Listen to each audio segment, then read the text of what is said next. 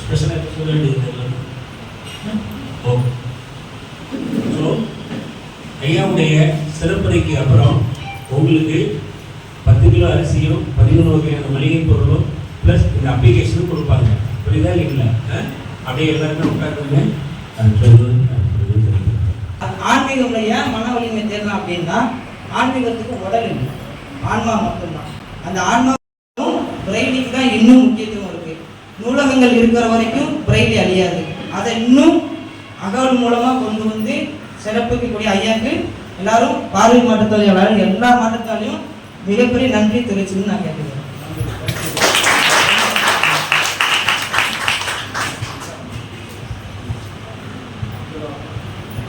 மேல்நிலை அடையணும் அப்படின்ற ஒரு வாய்ப்பை நம்ம தீபம் அறக்கட்டளை பாலசுவர் கிருஷ்ணன் ஐயா கொடுக்குறாரு. நன்றி. முருகேசன் இப்போ பேசுகிறேன்.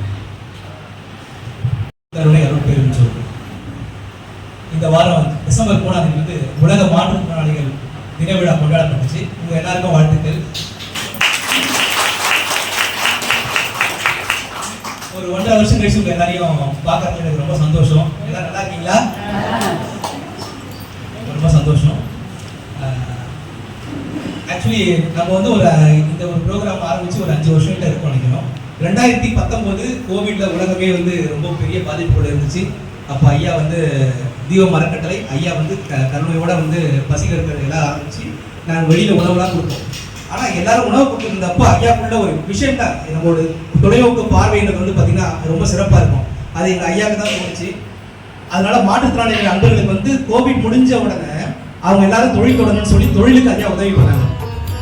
அந்த உதவியால அப்பதான் நம்ம எல்லாம் கனெக்ட் ஆனோம். கனெக்ட் ஆனவங்க உங்களுடைய நிலைகளை பார்த்து ஐயா வந்து இந்த ப்ரோக்ராம் வந்து எடுத்தாங்க. ஸோ எப்போ சந்தோஷம் கிடைக்கும்னா, எவ்வளவு சீக்கிரம் அவர் முடிச்சுக்கிறாரோ அவ்வளவு சந்தோஷம் கிடைக்கும்.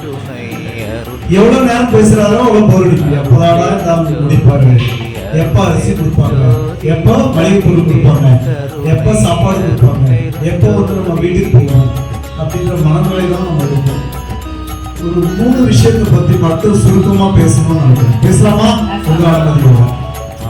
1 ஆன்மீகம், 2வது வாய்ப்பு, 3வது காலம். நிறைய விஷயம் இருக்கு. இந்த 3 விஷயத்தை பத்தி மட்டும் நீங்க சுருக்கமா முடிஞ்சா 10 அளவுக்கு பேசணும்னு நினைக்கிறேன். ஏன்னா 10 அளவும் தப்பு கிடையாது. நம்ம குறைபாடு இல்லை, அது அறிவின் குறைபாடாக இருக்கலாம், தெரியாது.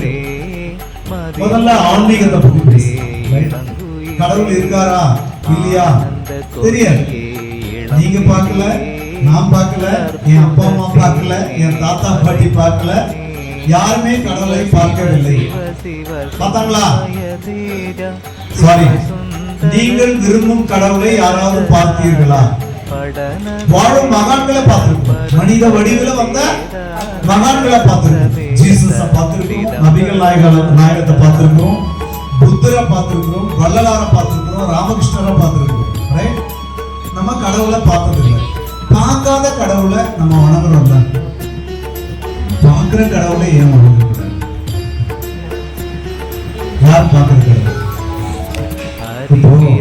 சாப்பிடும்போது சோறு நம்ம தட்டு போய் இலைக்கு ஒரு சோறு, அந்த சோறு கடவுளை பாராட்டக்கூடாது. அந்த சோறுல தட்டு போட்டு தட்டுல கரண்டியில போட்டாங்க, அவையே அவங்க கடவுளா தெரியல. தட்டுக்கு தானா சோறு எடுப்பாங்க. ஏன் அவரை நீங்க கடவுளா பார்க்கல? அவருக்கு ஏன் நன்றி சொல்லல? ஏன் ஆன்மீகம் என்பது நிறைய விளக்கங்கள் இருக்கு. எனக்கு தெரிஞ்சு ஒரே ஒரு விளக்கம் என்னன்னா, ஆன்மீகம் என்பது கும்பல் கூடி மணிக்கணும். திருவண்ணாமலையில திருக்கார்த்திகை தீபம் சிறப்பு தான், ஆன்மீகம் இல்லைன்னு சொல்லுவாங்க. கும்பல் கூடி நம்ம சர்ச்சில், மசூதியில, கோயில கொண்டாடுறது ஆன்மீகம் தப்புன்னு சொல்லுவாங்க. நான் எப்படி ஆன்மீகத்தை பார்க்கறேன்னா, ஒரு தனி மனுஷனுக்குள்ள உண்டாகக்கூடிய அந்த இறையை, அந்த ஆன்மாவை, அந்த உயிரை எவன் ஒருவன் நேசிக்கிறானோ அவனே ஆன்மீகவாதி. அவனுக்குள்ள இருப்பது ஆன்மீகம். ஒத்துக்கிறீங்களா? இப்படி சொன்னா என்ன ஆகும்? தனி மனுஷன் நல்லா இருப்பான், குடும்பம் நல்லா இருக்கும், ஊர் நல்லா இருக்கும், நாடு நல்லா இருக்கும், உலகம் நல்லா இருக்கும். திருப்பரங்குன்றம் பிரச்சனை வருமா? வருமா? கேட்கறதுக்கு என்ன பிரச்சனை?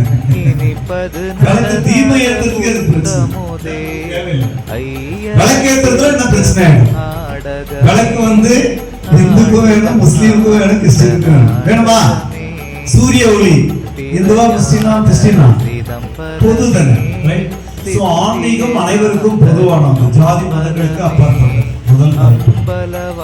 இரண்டாவது தலைப்பு வந்து கிடைக்கிற வாய்ப்பு. இப்ப எனக்கு பேசுற வாய்ப்பு கிடைச்சிருக்கு, உங்களுக்கு கேட்கிற வாய்ப்பு கிடைச்சிருக்கு. புரிஞ்சுக்கணும், நமக்கு வாழக்கூடிய வாய்ப்பை கடவுள் கொடுத்திருக்கா. எத்தனை பேர் வாழணும்? இல்லையே, இல்ல குறையோடு தான் வாழணும், கஷ்டத்தோடு தானே வாழணும், துன்பத்தோடு தானே வாழணும். இந்த வாய்ப்பை நம்ம பயன்படுத்திக்கணும். கடவுள் வாய்ப்பு நமக்கு கொடுத்துட்டே இருக்கார். கொஞ்சம் முன்னாடி ஐயா பேசினாரு, மாற்றுத்திறனாளிகளுக்கு அரசாங்கம் உதவி செய்கிறது, தனி மனிதர்கள் உதவி செய்கிறார்கள், சில நிறுவனங்கள் உதவி செய்கின்றன, நம்மள மாதிரி என்ஜிஓக்கள் உதவி செய்கிறார்கள். உங்களுடைய உழைப்பில இருந்தும் நீங்க முன்னேறீங்களா?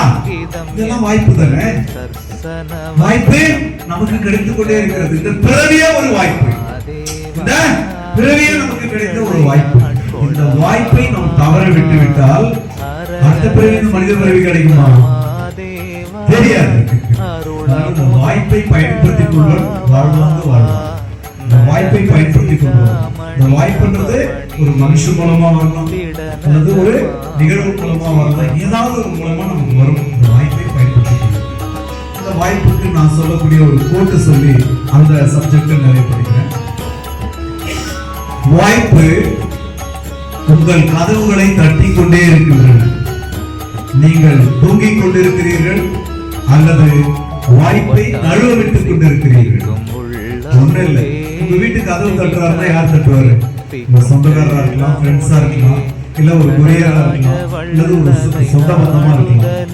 இப்ப தொடர்ந்து பார்த்தா தானே யாருக்கு தெரியும்? அடுத்த அடிக்கு போயிடுவாங்க. ஏன் வந்தது கடவுளா இருக்கக்கூடாது? லாட்டரி சீட்ல ஃபர்ஸ்ட் பிரைஸ்னு ஒரு வாய்ப்பு கிடைக்குதுன்னு வச்சுக்கோங்களேன். அந்த வாய்ப்பை நாம் நழுவ விட வேண்டாம். இந்த அற்புதமான வாய்ப்பை நாம் இந்த பிறவிலே பயன்படுத்திக்கணும். மூணாவது காலம்.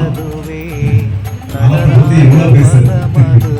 குளிச்ச தண்ணியில திருப்பி குளிக்கவே முடியாது, அதான் காலம். இதெல்லாம் புரியுதா?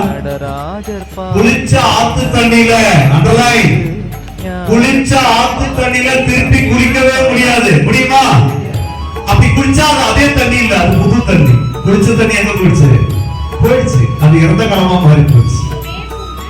புரியுதா? அதாவது கொஞ்சம் நிதானமா அந்த நம்ம அந்த விவரங்களை எடுத்துட்டு இருக்காங்க. நீங்க கொடுக்குற விவரங்கள் கொஞ்சம் அமைதியா கொடுங்க. இந்த காலம் வந்து நமக்கு கிடைத்த ஒரு பொக்கிஷம். பாக்கெட்ல பணம் இருந்தா பார்த்து செலவு பண்றோமா? கடவுள் தினசரி நமக்கு 24 மணி நேரம் நம்ம அக்கௌண்ட்ல கிரெடிட் கொடுக்குறாரா?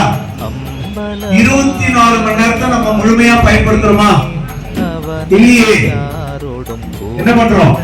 8 மணி நேரம் தூங்குறோம். முடிச்சுக்கிறேன், இந்த லாஸ்ட் சப்ஜெக்ட். 8 மணி நேரம் தூங்குறோம், 8 மணி நேரம் நம்ம வேலை செய்யலாம், வியாபாரம் பண்ணலாம், அல்லது மற்ற பணிகள்ல ஈடுபடலாம். மீதி 8 மணி நேரம் என்ன பண்றோம்?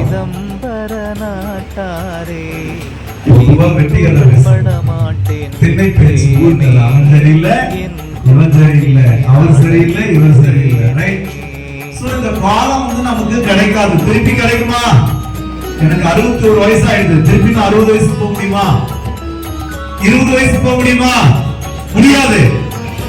20 வயசுல இருக்கும் போது என் வாழ்க்கை அருமை தெரியவில்லை. 60 வயசுல வாழ்க்கையோட அருமை தெரியுது, ஆனா காலம் இல்லை. இரவல் கொடுத்தவன் கேட்கின்றான், அவன் இல்லை என்றால் விடுவானா? வாடா வாழ்ந்துதான் போறோம், கூட்டு போயிடுவான், கூட்டு போவனா? எப்போ தெரியாது. இன்று வருமா, நாளைக்கே வருமா, அல்லது மச்ச என்று பயப்படக்கூடாது. யாருமே மரணத்தை பத்தி பயப்படாம இருந்தா அந்த பிறவி கிடையாது. பூஜ்யமாக்கணும் மரணத்தை. புரியுதா? பிறந்தவர்கள் எல்லாம் இறந்தே ஆக வேண்டும். அப்படி இல்லை, இரவா நிலையை நம்ம பெற முடியும்னு வள்ளலார் சொல்லியிருக்காரா? முயற்சி பண்ணணும். காலத்தை பயனுள்ள வகையில் பயன்படுத்திக் கொள்ளுங்கள். ஒரு நிமிடமும் நான் அப்படிதான் இப்ப பயன்படுத்திக்கிறேன். ஒரு நிமிடமும் பயனுள்ள வகையில் நம்ம காலத்தை பயன்படுத்தணும். அது தனி மனிதனுக்கு பயன்படலாம். இந்த உடம்பை நான் காப்பாற்றணும்னா பயிற்சிகள் பண்ணணும். மனசை காப்பாற்றணும்னா தியானம் பண்ணணும். என் ஆன்மாவை காப்பாற்றணும்னா நான் ஒண்ணு தான தர்மம் பண்ணணும் அல்லது தொண்டு பண்ணணும். என்ன நான் சரி பண்ணிக்கணும். எனக்கு நேரம் ஒதுக்கணும்ல. நான் ஆரோக்கியமா இருந்தா வாழ முடியும். இரண்டாவது என் குடும்பம், பொருளாதாரம் வேணுமே, குடும்பத்துக்காக உழைக்கணுமே. பொண்டாட்டி புள்ள குட்டி உண்டா இல்லையா, அவங்களுக்காக உழைக்க வேண்டும்.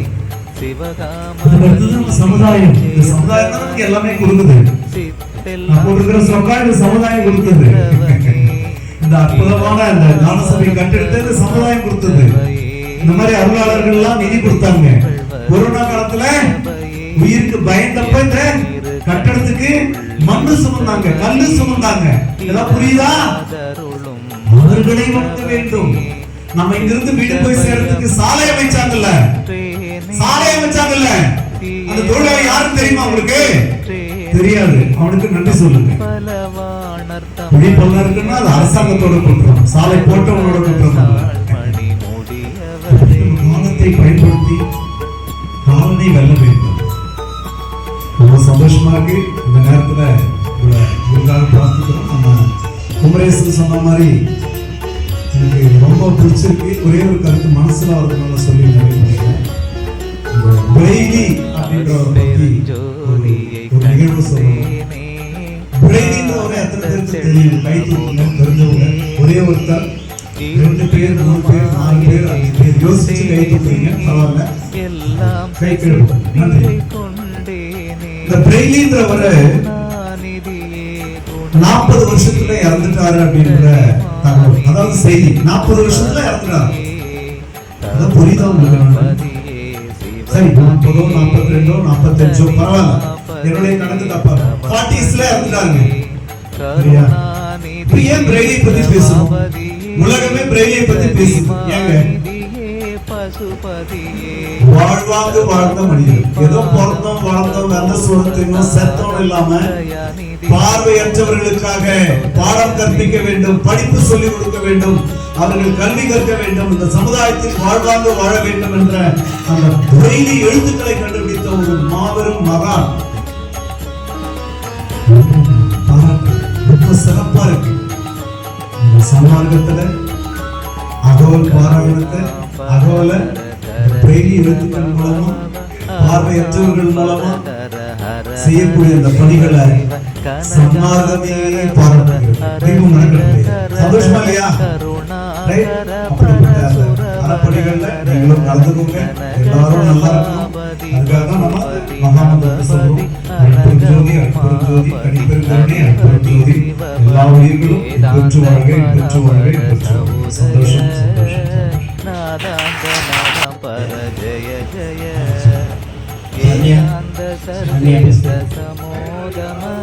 யாராவது ஒருத்தர் பலனை பற்றி ஒரு 2 நிமிஷம் பேசுறது சந்தோஷம். என்னுடைய பெயர் ஹரிகிருஷ்ணன்.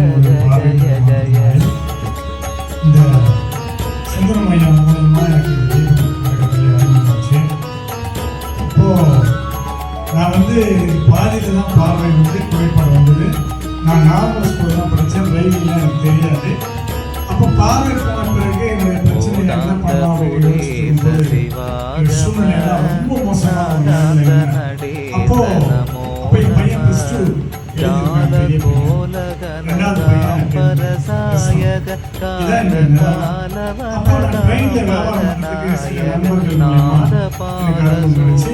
அப்போ சொல்லுவேன் மூலமா வியாபாரம் அப்படி வியாபாரம் பண்ணும்போது பையனோட படிப்பு அந்த பொறுப்பு சுப்ரையா இந்த தீபம்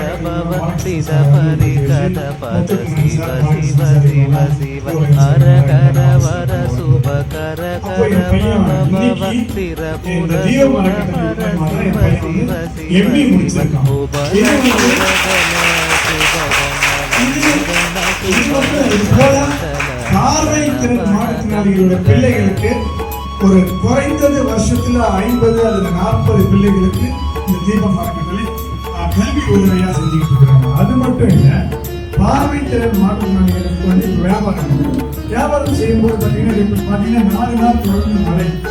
இந்த 4 நாள் மழையில அவங்க முதலீடுலாம் எனக்கு அப்போ திரும்ப வியாபாரம் பண்ணிட்டு அவங்களுக்கு வெளிவாசம் இருக்காரு. அப்படியா எப்பெல்லாம் சுந்தரையா மூலமா சில விஷயங்கள் பண்றதுக்கு தயாரா இருக்கும். அதாவது process அதுக்கான முயற்சிகள் எடுத்துட்டு இருக்கோம். யாராருக்கு படிக்கிறது விருப்பம் இருக்கோ அவங்களுக்கு வந்து பதிவு பண்ணீங்கன்னா கூடிய விரைவில் அதற்கான ஒரு ப்ராசஸ் வந்து நாங்கள் ஸ்டார்ட் பண்ணுவோம். இடமும் டைம் எல்லாம் உங்களுக்கு நாங்கள் அறிவிப்போம். இது ஐயா கொடுத்த ஒரு மிகப்பெரிய விஷயம். பாராட்டுங்களாக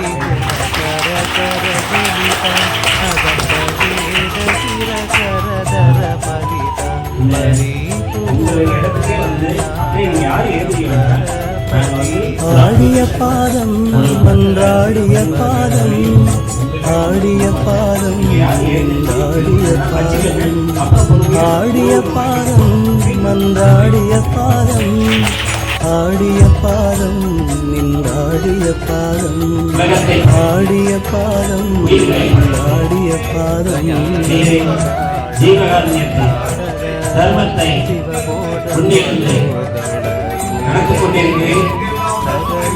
எங்கெல்லாம் தர்மம் இருக்கிறதோ, எங்கெல்லாம் தொண்டு இருக்கிறதோ, அங்கெல்லாம் நீ இருக்கிறீர் என்பதை நம் அறிவால் உணர்கிறோம். இதோ தீபம் அறக்கட்டளை 29 ஆண்டுகள் அன்னதான பணிகளிலும் பல்வேறு அறப்பணிகளிலும் பத்திசை பத்திக்கும் பாதம் நாடிய மாதவ நேடிய பாதம் நாடிய மாதவ நேடிய பாதம் நாகாந்த நாட்டுக்கு நாயக பாதம் நாயக பாதம் தீபம் அறக்கட்டளை வாழ்க, தீபத்தின் நிர்வாகிகள் வாழ்க, தீபத்தின் உண்மை திரு தொண்டர்கள் வாழ்க, தீபத்தின் பயனாளிகள் வாழ்க, உலக உயிர்கள் வாழ்க, உலக திரு தொண்டர்கள் வாழ்க, எல்லா உயிர்களும் இன்புற்று வாழ்க. திருச்சிற்றம்பலம்.